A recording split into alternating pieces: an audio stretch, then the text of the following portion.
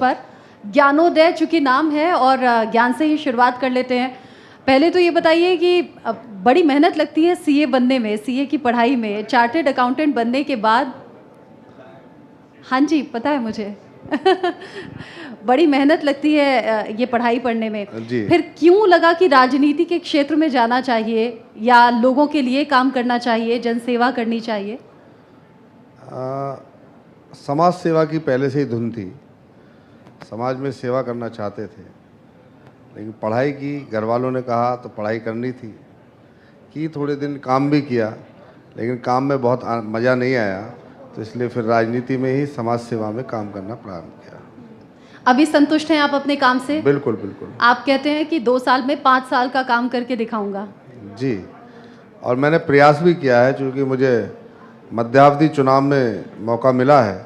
तो मैं प्रयास कर रहा हूँ कि अपने विधानसभा चुनाव में, अपने विधानसभा क्षेत्र में पूरा काम करूँ, और करने का प्रयास भी कर रहा हूँ। बहुत सारे प्रोजेक्ट ऐसे हैं जो मैंने गाज़ियाबाद शहर में आरंभ किए हैं, और बहुत जल्दी वो 1 वर्ष के अंदर पूरे हो जाएंगे।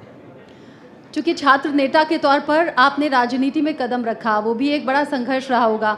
क्या सपोर्ट वहीं से मिलने लगा था, या फिर ये सोच क्यों आई कि एक पॉलिटिशियन के तौर पर जो काम हो सकता है वो वैसे नहीं हो पाएगा? छात्र राजनीति अपने आप में एक अलग चीज़ें होती है, और छात्र राजनीति में छात्रों के लिए, सुविधा के लिए संघर्ष करना, उनके लिए आगे आना, बात बात पर अड़ना, लड़ना, छात्र संघ चुनावों के लिए संघर्ष करना, ये उस समय की बात है जब छात्र संघों के चुनाव नहीं होते थे। और हम सब लोग, मैं एसएसवी कॉलेज हापुड़ में पढ़ा हूँ, और लगातार हम सब लोगों ने संघर्ष भी किया और चुनाव भी कराए उस समय। तो शुरू से ही मैं छात्र राजनीति में रहा, उसके बाद समाज सेवा में, और उसके बाद पार्टियों में काम किया मैंने। उसके बाद चार्टर्ड अकाउंटेंट की पढ़ाई की, और उसके बाद फिर पूरी तरीके से राजनीति में आया।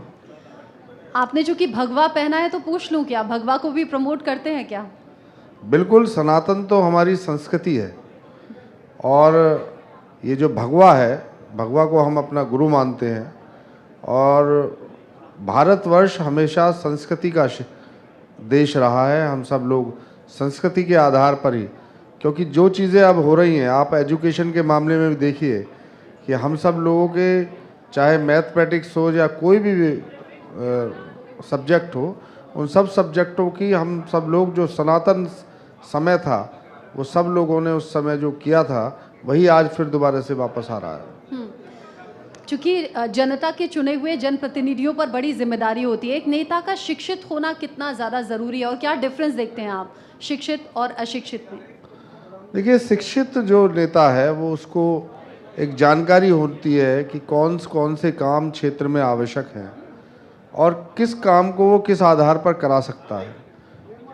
माननीय हमारे मंत्री जी, उच्च शिक्षा मंत्री यहाँ बैठे हैं, आपका एक कॉन्क्लेव बहुत अच्छा, असरदार और प्रभावी रहा कि माननीय शिक्षा मंत्री और भी लोग, बेसिक शिक्षा मंत्री भी आने वाले हैं, उच्च शिक्षा मंत्री भी यहाँ पर आए हैं, सरकार की नीतियों के बारे में इन्होंने बताया है।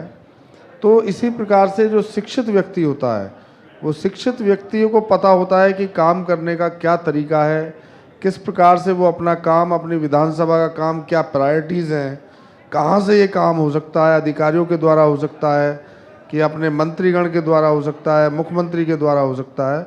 वो बिल्कुल अपने टारगेट पे काम करता है, और टारगेट के काम से क्षेत्र के लोगों को भी संतुष्ट करता है, और अपने पार्टी के लोगों को भी संतुष्ट करता है, और सरकार के लोगों को भी संतुष्ट करता है।